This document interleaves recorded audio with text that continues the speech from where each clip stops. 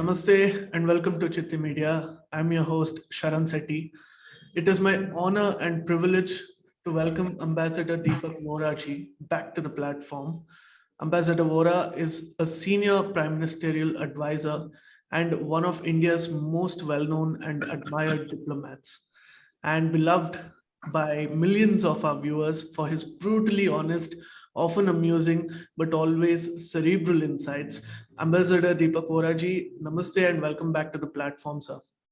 Thank you. I never actually went away from the platform. We just had a little interregnum. My heart was always there. It's always a pleasure interacting with you, and my colleagues have interviewed you in the past, and it's an honor for me to interview you for the first time. Thank you, sir. Thank you very much. I'm honored and delighted. Ambassador ji, if I may jump straight to my first question. Our former Vice President Hamid Ansari ji just spoke on an international platform at which he has essentially misguided and misled his audience with comments about India, which to begin with are factually untenable, completely untrue, if I may add, blatant lies, one might even add. So why do you feel he has done so, and what do you think the possible motivations are? Well, thank you very much for this opportunity. I know him well. He was my senior colleague in the Indian Foreign Service. We've served together in the nation's capital, never on assignments overseas. Let me begin by saying that the Canadian Prime Minister, who tried to advise us on how to deal with the farmers' protests last year and swore that Canada will be there to defend the rights of peaceful protest, has run away from the truckers and others, even as we speak, on the 30th of January 2022. They are rallying against vaccine mandates, inflation, supply chain disruptions, etc. So the fellow who was trying to give us advice has actually gone into hiding. He has betrayed their trust. The saddest thing about betrayal is that it never comes from your enemies. It comes from those you have faith in. Some of the most poisonous people come disguised as friends and family. My motto has always been to protect the oppressed, even if he is my enemy. But I will never forgive the traitor, even if he is my friend. Shri Hamid Ansari regrettably belongs to this category of trustbusters. He might hate the democratically elected Prime Minister of India. Why does he despise the people of India and insult the Indian Renaissance? A lady in an open press letter to Shri Ansari that I saw today has reminded him that everything he has now was paid for by her and millions like her through their taxes. Another has said that more than being angry with Shri Ansari, he feels sorry for a man whose rant suggests that he has gone insane. The Ministry of External Affairs has responded robustly to our former Vice President's slander of his motherland.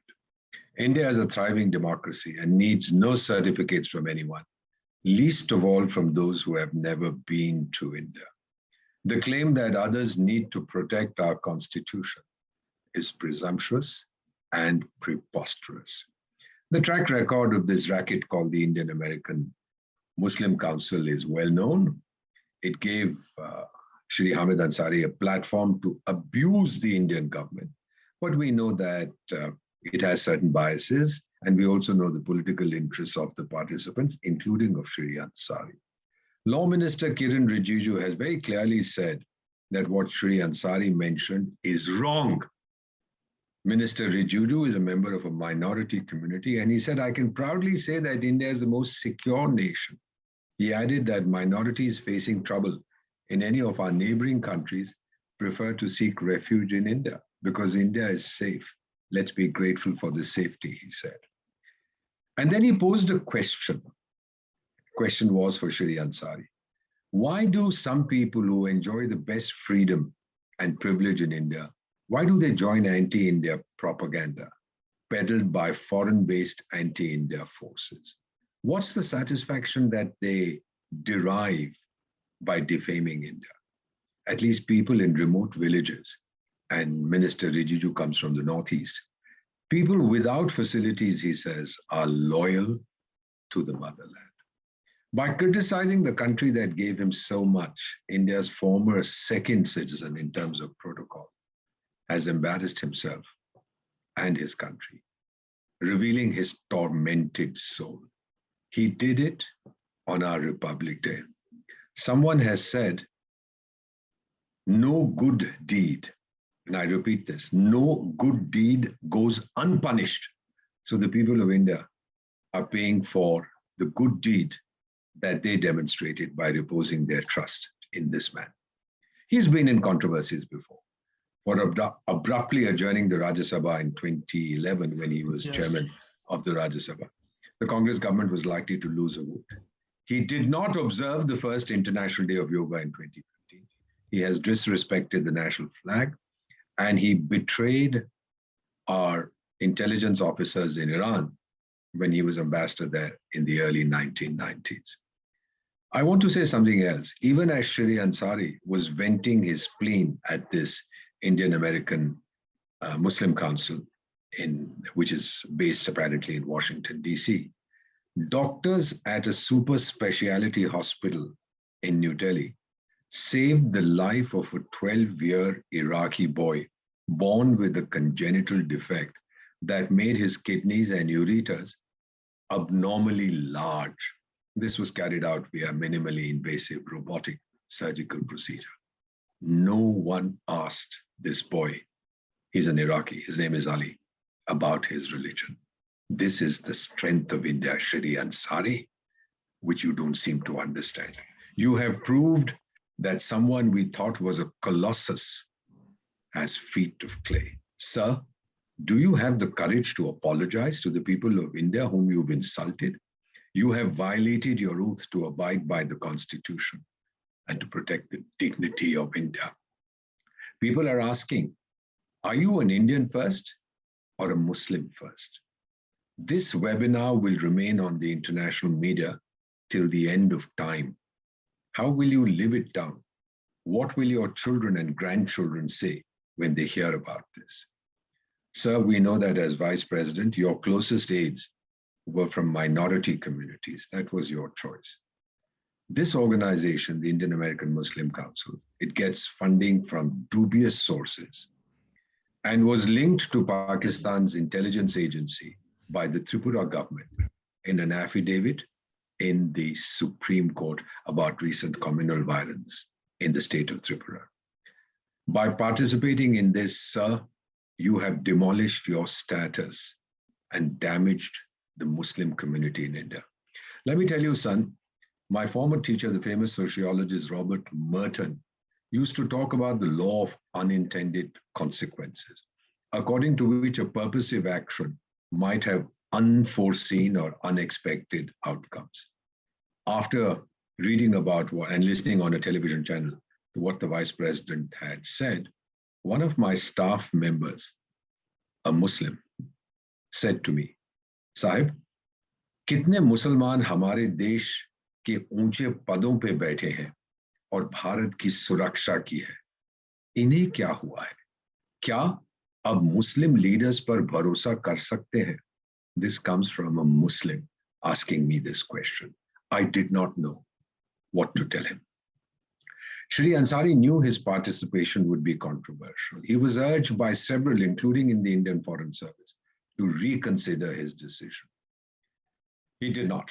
Someone even commented that not making it to the top spot in India caused him immense heartburn. So what was he trying to achieve? India has had presidents from minority communities. We've had Sikhs, we've had Muslims, we've had Dalits, we've even had a woman Rashtrapati. India's remarkable renaissance seems to have upset him, sir, even as most others celebrated. This angst is eating him. Mr. Ansari, fight your battles within India. Of course, you will say that no one listens to in India, but that reflects more on you than on the people of India. Why do you go crying to Uncle Sam? The governor of New York and its Senate have demolished you by passing a resolution that the world became a better place after India adopted its constitution within 3 years of its rejection of the British Empire. And do you know, sir, that New York State will henceforth observe 26th January as India's Republic Day. Last year, there was a bill introduced, I think in November 2021, in the US Congress to declare Diwali a federal US holiday. Diwali, Shri Ansari, is not a Hindu festival. It's a national festival. It's a festival associated with the spirit that we call Hindutva. Do you have anything to say about this? You said that our constitution does not give us the kind of protection that we need because it is being subverted or whatever the terms that you use. Sir, our constitution has been amended, you should know this, over 100 times. Like the constitutions of any democratic nation, it responds to changing circumstances. It took 2 years, 11 months, and 18 days to draft. The national emblem, the lion capital of Ashoka, also adopted on 26 January 1950, symbolizes power, the power of a renaissance, of an India that is rising, of a resurgent India. It symbolizes courage that the people of India have always shown. It symbolizes confidence that all of us now, young and old in India, have. And it symbolizes pride, pride in our culture, in our heritage, in our progress. Please remember, sir, any country, including the most developed in the world, is always a work in progress. One speaker at the webinar that you attended made the atrocious claim that the repression and persistent human rights violation in Kashmir has provoked terrorism there, leading to unacceptable outcomes like the killings of several Hindus and Sikhs in Srinagar. So, sir, terrorism grows out of human rights violations. You were nodding your head so vehemently in approbation that we're afraid your head might fall off. Please tell this to the fellow who ordered the bombing of Afghanistan, Iraq, Syria, Libya, Yemen et al., that he has violated human rights, so he can expect terrorism to grow. No, sir, there's something wrong with this logic. Another tormented soul in this webinar that you attended said as a congressman, he would use his powers to work to keep India free, open, pluralistic, and democratic, while one of his colleagues boasted that we want to make sure that India, like America, stays on the path of respecting religious liberty, freedom, pluralism, toleration, and dissent for everybody. Sir, since when did India become a US colony? You might be mentally subservient to American thought. We are not. May I remind you, son, that in 2009, the leader of an Islamic nation to our east, where I was privileged to serve, famously said, India has made the mistake of being too democratic. Shri Ansari did not speak of the India we know, vibrant, independent, self-respecting, democratic nation. May I conclude my answer to your first question? I don't think he understands, nor did any of his co-panelists. They've probably not even read India's constitution, which is voluminous, probably the most detailed for a sovereign state. What does the preamble state? Having solemnly resolved to constitute India into a sovereign, socialist, secular, democratic republic, and to secure to all its citizens justice, liberty, equality, and fraternity, we, the people of India, do hereby adopt, enact, and give to ourselves this constitution. Shri Ansari, nobody's grandfather gave us this constitution. It didn't come down from Mars.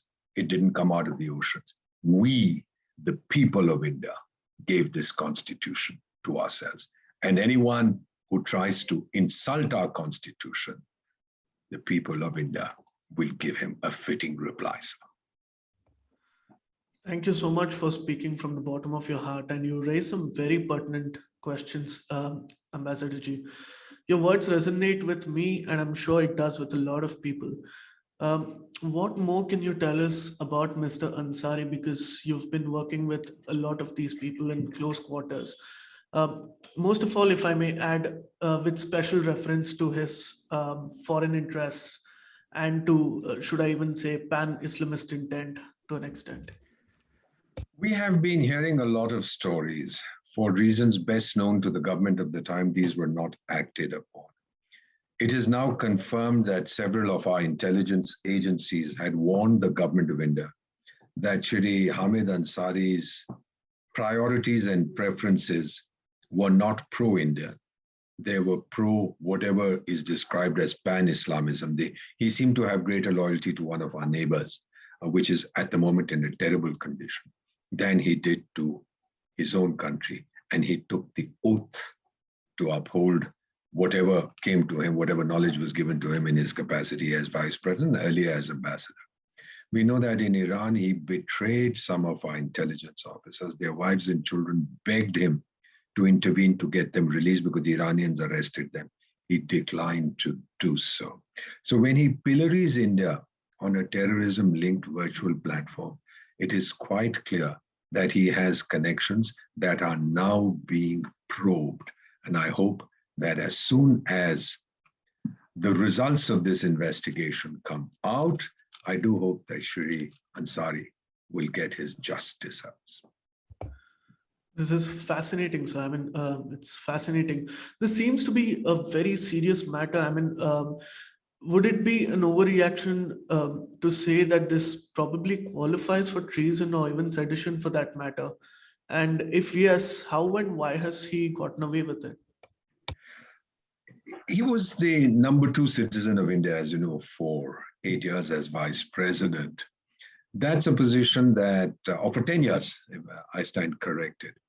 And you know that at that level, it's not the kind of system that we have in India. We remove a person we suspect of not being totally loyal to India. We might even persecute him or prosecute him at a later stage.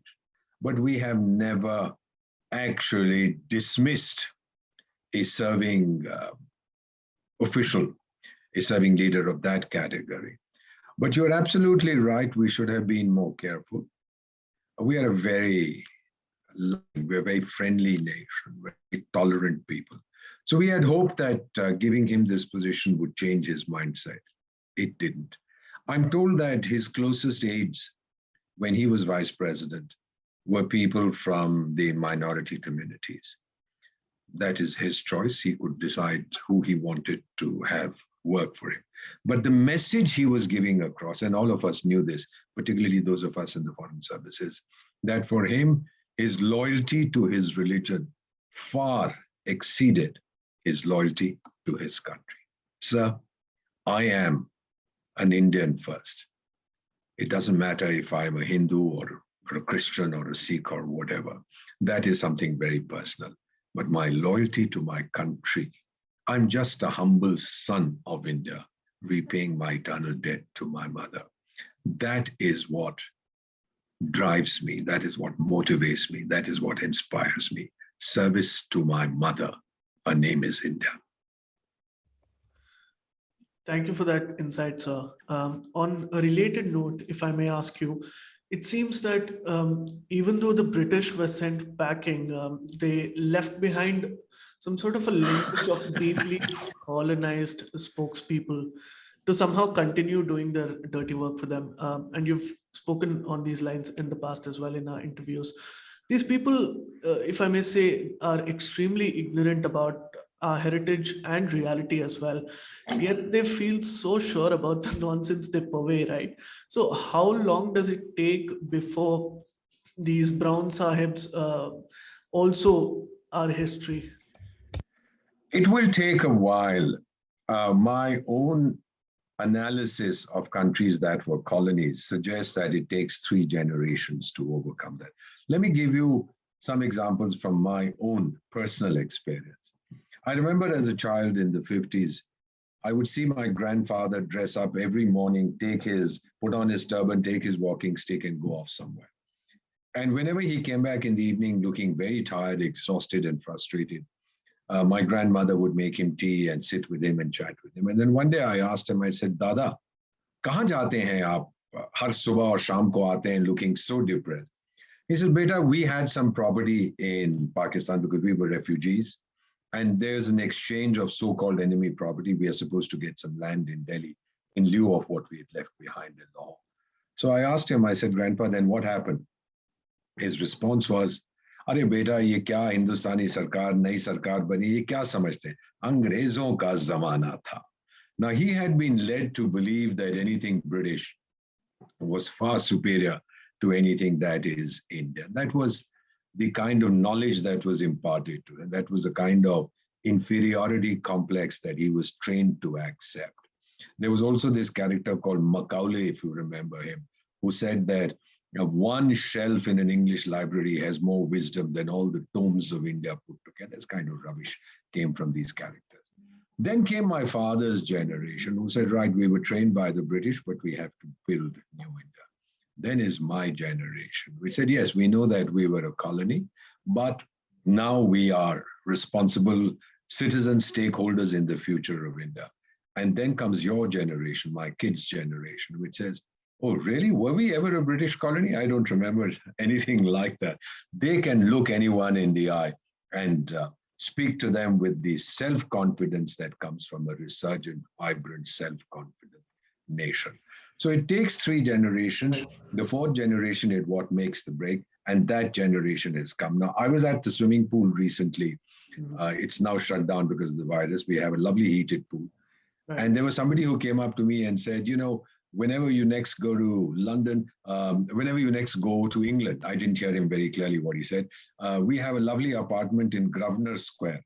So I kind of looked at him and I said, I didn't know there was a Governor's Square in the nation's capital, New Delhi. He said, no, I'm talking of London. I said, sir, I've never been to London, nor do I intend to, but thank you very much. So you see what happens. All these guys who've cheated India, all kinds of crooks, thugs, gangsters, this Malaiwala fellow who owned an airlines, this Hira Moti character who says he was a diamond dealer, other characters, one chap who was fixing cricket matches, all these chaps who do funny things, they all run off to England and they get refuge there.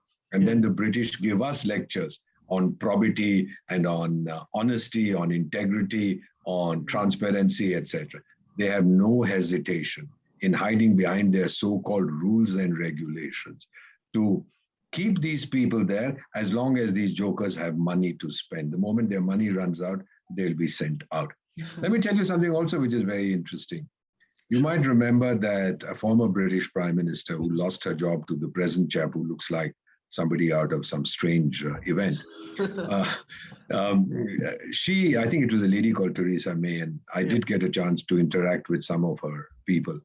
And the question about this fellow who owned an airlines, this Malaiwala character, was raised that, will you send him back to us? You know what this official told me, and I will not take names because there is a certain amount of trust. There's a certain amount of commitment and confidentiality. He said to me, he said, buy our warplanes rather than the Rafales. We'll put Malaiwala on the first one back to India. It was the French revolutionary, I think, Bertrand Le Barrère, who had said, the British are a nation of shopkeepers. Buy from them, they'll sell their souls. So if Mr. Malaiwala thinks that they are keeping him there because of some sense of British justice, total arrant nonsense. They are keeping him there because it suits them too, because he has invested money there. Now I believe the Swiss have taken over one of the huge villas that he owned. They'll also slowly take away all the other properties he has. Once he's broke, they'll send him right back to India because then he has no further use. And then they have no further use for him. So I just wanted to say that these brown sahibs in India should understand that era has gone. You know, this is Amrit Mahotsav 75. This is 75th year of independence. This is a new resurgent India. It has an economy larger than that of Britain. Its voice is heard with rapt attention wherever we speak. Another example, some years ago, there was an election to the International Criminal Court. India's candidate was a person, outstanding legal luminary called Justice Dalbir Bhandari. He's still a member of the International Criminal Court. And at that point of time, the British had their own candidate. Now, in the UN Security Council, which has to approve the candidates, we had, well, the British and then the Americans, the French, we have 3 Europeans, and we had Russia, and we have China. Now, they went around saying that the majority in the Security Council supports our candidate, and so the Indian candidate is withdrawing. We said, nothing like this, buddy, we're not withdrawing. So we went to the UN General Assembly. We asked for a vote. The British also went to the UN General Assembly and said, well, guys, are you going to vote for my chap or for the Indian candidate? And I believe out of the 193 members of the General Assembly, around 190 said we are going to vote for the Indian candidate.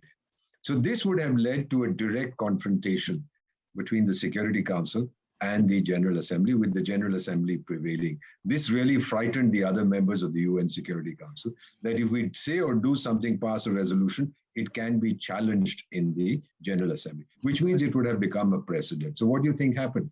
The British announced that their chap, who till the previous evening was drinking and enjoying himself merrily, had suddenly fallen ill and was withdrawing from the contest. I mean, that was the first time that I know of in an international organization we gave a stunning slap to the British. They should recognize this. They do. They do recognize it, but they don't accept it. That is their problem. Sir, the greatest empire builders, we, the greatest empire busters. Absolutely, sir. Again, on a related note, Ambassador Vohra ji, some Brits and Americans of Indian origin to take some sort of a pride and sadistic pleasure in playing this sort of a game, right? I mean, talking down India in what is essentially a very racist manner, ignorant colonial language that is. Do you have any personal advice to such deracinated Indians? That's a lovely term, deracinated. Yeah. Well, you know, it's just like this. If you insult your mother, भाई हमारी परंपरा नहीं है, हम माँ की इज्जत करते हैं. India is your mother. हम माँ के लिए जान देते हैं, माँ को गाली नहीं देते. Please, you will be more respected in whichever country you have chosen to make your home if you turn around and say, I'm a proud Indian. Yes, be concerned about what is happening in India, but see the good with the bad. You think we don't have any weaknesses? We have many, many. We are addressing them. How many countries are able to vaccinate 1 billion people in 9 months? How many developing countries can promise the world that we'll give you 5 billion vaccines we'll manufacture for you within 12 months? How many countries can claim that we built 1 toilet every 2 seconds? How many countries can claim that we open 2 bank accounts every second, that we lift 1 Indian out of abject poverty every 2.5 seconds, despite the virus? How many countries can claim that we will, by the end of this year, be building 4 kilometers, I repeat this slowly, 4 kilometers of national highway every hour? We are connecting India at a pace that is unbelievable. How many people, how many developing countries can tell you that 85% of my population has access to the internet? Let me put it very bluntly, sir. When you ask someone to tell you about the parameters, the qualifications of a developed country, what do you find there? Let me tell you the first thing. Wherever you live, let's assume for a moment that you live in Europe, in France or Netherlands or Germany, whatever. You'll say, well, the first thing is, I have a house to stay, all right? Second, you'll say, I always have electricity in my house. There are no electricity breakdowns. Very good. I have excellent medical care. Certainly. I have water all the time in my home. Absolutely right. We have excellent connectivity, roads, etc. We have very good medical care. We have very good education. Great. So now look at what we are focusing on. As far as education is concerned, when I was manufactured in India in 1951, we had 500 colleges and universities. We now have 50,000. You can abuse as much as you want that the quality is not good, etc., etc. We have today in our country 340 million students, equal to the population of the United States. At this point of time, as we talk, there are 340 million, which shows the thirst for education. People say drinking water. Well, what do you think the har ghar mein nal, har nal mein jal? What do you think that is all about? Connectivity, 85% of the people of India can access the internet. Smartphones for education and for being able to communicate, over 1 billion smartphones in the country and 1.6 billion mobile connections for a population of 1.35 billion. You want to tell me about gender equality? Well, the latest figures, please trust them, show that we have 1,020 women in our country for every 1,000 men. And the child ratio at birth is now slowly correcting itself. We are no longer, which we used to do, unfortunately, actually indulge in feticide. if they found that the child, unborn child, was a female. That practice too is being discontinued because education is coming. We are at over 80% literacy. In a few years, we'll be at 100%. So when all this is happening, when India's voice is listened to, when the International Day of Yoga is proposed in the United Nations, 177 out of 193 member nations co-sponsor the resolution, the largest in the history of the United Nations. One European representative says, my country supports yoga because India is the spiritual mother of all mankind. How great do you feel? Why does the US have a law in its Congress? I think it was introduced a few months ago to declare Deepavali an American federal holiday. Does Deepavali represent a religion? No, it represents the spiritual essence of India, which the whole world today adopts. A very prominent Georgian thinker, I was your ambassador in Georgia, told me, every denizen of our planet, every person on our planet has two motherlands, where he or she was born and India. What greater acknowledgement can there be to the Vishwaguru status that India has always enjoyed? There was a brief interregnum during the colonial period. But to all those who have chosen to move outside, good luck wherever you are. Your loyalty will be to the country of your adoption, but it's always good to remember your mother. Wonderful, beautiful advice, sir. We will treasure that. Thank you. If I may move on to ask you a few questions on the Please. domestic matters. Yeah. You have observed Prime Minister Modi in close quarters, but you're also becoming more increasingly aware of Yogi Adityanath, Chief Minister Yogi Adityanath. So what can you tell us about him and his work in Uttar Pradesh? Do you see any familiarities between him and Prime Minister Modi? Because that's one of the questions that's frequently asked to a lot of people. Sure. If people ask about similarities, yes. Let me tell you 4 things that I observe in both of them. Absolute honesty, absolute commitment to whatever they are doing, absolute inclusive approach to governance, and the 4th, unlimited energy. Now, when I go to Uttar Pradesh, UP, and I live in the nation's capital, the border with Uttar Pradesh is not far from where I live. The first thing that strikes us is the amazing infrastructural development that has taken place there. Roads are world-class. Telecom is world-class. Educational institutes are coming up every day. Medical institutes, All India Institute of Medical Sciences, private medical colleges, government medical college. We have about 600 medical colleges in the country now. This we are seeing in Uttar Pradesh. We are seeing the people of that state feel very confident, very secure, because crime has come down. So I believe these 2 people, Yogi Adityanath ji, the Chief Minister, and of course, Narendra Bhai Damodar Das Modi, the Prime Minister of India, I believe, and I say this with a certain sense of, shall I say, pride, God made both of them with his own hands, and then he broke the mold. There isn't a third like them. Again, lovely insights, sir. Thank you for that. And before I ask my last question, maybe sidestep for a bit and talk about what's happening in Ukraine, because the entire world is concerned about that. What is really happening, first of all, between Russia and Ukraine, in your perspective? And secondly, what is likely to happen between Russia and the United States, because we are essentially talking about 2 nuclear powers? Based on our present global situation affecting almost 8 billion people, what should our priorities be? I believe globally we have 5 priorities. Number 1, health, thanks to the Chinese virus. Number 2, climate change, in large measure due to China's reckless exploitation of Mother Earth. Number 3, economic recovery through free and open seas. Number 4, terrorism. Number 5, dealing with new technologies. If that is so, then the Ukraine issue is at best a diversion.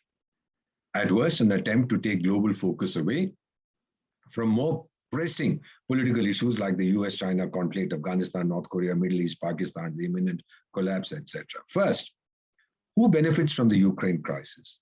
The United Kingdom desperately struggling for relevance and some semblance of its lost great power status, wants to double the number of its troops in Eastern Europe to increase pressure on Russia. Oh boy, Vladimir Putin would be shivering that 2,000 British soldiers have now come in and will take over Russia. This chap with the funny hairdo has lost his marbles also. Methinks the lady does protest too much, says Hamlet, on the obviously insincere overacting by a lady in the play. Boris Johnson is under increasing fire for violating his country's COVID lockdown laws, so he needs a distraction, and this comes in very handy. Right. The British called the struggle for supremacy in Central Asia between themselves and Tsarist Russia in the 19th century the Great Game. The Russians called it the Tournament of Shadows. Fast forward to 2022, and you are seeing a replay. Now, the US has asked for a special meeting of the United Nations Security Council on 31st January 2022 to discuss the Ukraine crisis, the day before Russia assumes the rotating presidency of the UNSC. It has rejected all of Russia's written demands to de-escalate the situation, etc., etc. So since when did the US start trusting in the United Nations' ability to resolve anything? Now it realizes that it can't fight the Russians on the battlefield, so it would rather fight them in the UN Security Council. So diplomats instead of soldiers. Well, thank you very much. Happy birthday. Russia says this UNSC meeting is a stunt. The US says it gives Russia a chance to explain its position. What is the US interest? Keep Russia cornered, keep them down. Soviet Union used to be joint numero uno, number one with us, but now we are the sole hyperpower of the world, even though China is snapping at our heels. But let the Europeans take care of Russia. Let them keep it completely contained, and let them keep it controlled as well as surrounded on all sides. Then, of course, we have Russia. Why does it want to invade Ukraine? To teach Ukraine a lesson, as the Chinese are so fond of teaching lessons to their neighbors? Does Russia want territory? Let me tell you something very interesting, and I was there. At a press conference, Vladimir Putin was asked if he coveted territory. He said to fly from one end of Russia, the Russian Federation, to the other takes 10 hours. It had taken him 7 hours to fly from Vladivostok to Moscow. For a population of 140 million, he says, you think I need more territory? I have so much of territory. In fact, the eastern part of Russia, there are reports that the Chinese are encroaching on it, etc., etc. And there was a tremendous internet film called China, A Deadly Friend. It was a Russian film in which they said, see how the Chinese are eating up our east. What Putin wants is security and respect. What do the Ukrainians want? They were part of the former Soviet Union for a long time. They have recollections of scarcity, shortage, of control on every aspect of their lives, etc., etc. So they're not really interested in going back into any system of alliances. That dilutes their own sovereignty. You know, their president, Volodymyr Zelensky, Volodymyr is their form of Vladimir. So we have two Vladimirs opposing each other at this point of time. He has told the West, guys, stop talking about an imminent Russian threat to my country that they are going to invade. I'm the president. I should know they're not, because you are damaging my economy. Because capital, sir, is a coward. At the slightest sign of conflict, capital will either run away or defer its plans to come in. He's hurting. His economy tanked 5% last year because of the pandemic. He wants to recover. And if you go around saying, oh, this is an unstable place, there's going to be conflict, who's going to put his money there? No American worth his salt is going to go there. So instead of sending troops there, I think he'd be much happier if this Boris, whatever his name is, and the other characters gave him more money to develop his economy rather than to help him do whatever they think he should do. Yeah. And finally, the rest of the world. What do we want? Look, please don't distract us from our main objective. Let us focus on this. This is an unnecessary distraction. We can do without it. So if you guys want to fight, fight it out, rightly so, in the UN Security Council. Throw ashtrays at each other. Nikita Khrushchev once took off his shoe and banged it on the table, we are told, of the UN Security Council. The same room, the same building. You guys can do that. But for God's sake, leave Ukraine alone. The Russians and the Ukrainians will sort it out. Uncle Sam, please go away. Mr. Johnson, Nobody needs you. You know, there is an expression, Begani Shadi mein Abdullah Divana. That this is a wedding of some people taking place, and Abdullah shows up and says, "Hi, I'm a guest." And they say, "Listen, friend, who invited you?" He said, "It doesn't matter, I'm here." So that's precisely the point, that Divana Abdullah is running around at a marriage to which nobody is invited. I believe this issue will be resolved through negotiation, through compromise. Russia will not give in. The Americans will say, all right, we have this 2015 Minsk agreement, and it had talked of several things. We have talked of demilitarization, restoration of sovereignty, etc., full control of the border. Let's go back to that. Let's talk about that for the next 20 years. During this time, Ukraine will continue to develop. I have seen this in the course of my career. My final comment, which is an old expression in the United States, jaw means talk, put your faces together. Jaw is better than war. I think that this is what we are heading to. Very interesting insight, sir. Thank you so much for that. My final question is to you, sir. Is back to the core theme of this wonderful discussion that we've been having so far. This, as everyone's aware, is a very crucial time for Bharat. We need as many of our youth to completely decolonize their minds and to re-engage somehow with our true civilizational ethos. And this is not easy, and this has not been easy. It takes a lot of time to get there, and it's been taking a lot of years for us. What is your final message to the youth of Bharat to reconnect with who they are and who we truly are? Look deep within yourself. You'll find the answer. Your heart has the answer. Your soul has the answer. If you ever get a chance, go to Kargil. At the feet of a huge 100-foot statue of the Lord Buddha is a small memorial to me, built by the Indian Army at my request at a place called Apati. And written on it is the following: Deepak Vohra, Indian, 1951-eternity. 51 is the year I was born. Eternity because I shall live forever. My spirit will in India. Below that it says, scattered in the dust, silent I remain. When India's bugle calls, I will rise again. Sons and daughters of India, I leave you with this thought. For how can man die better than facing fearful odds for the ashes of his fathers and the temples of his gods? The only temple we worship at, and you should worship at, is called India. Beautiful words, sir. Absolutely beautiful. Ambassador Vohra ji, I thank you from the bottom of my heart for again being here. And it's always a privilege, and I bow down again for your seva for this country. It's been a wonderful discussion. Thank you so much, and dhanyavad, sir. Dhanyavad. Thank you. Thank you. Namaste. We hope you enjoyed this Citti Media content. Please remember to subscribe to us and switch on the notifications for this channel. For our other social media links, more content, and to support our work, please visit citti.net. Dhanyavad. Namaskar.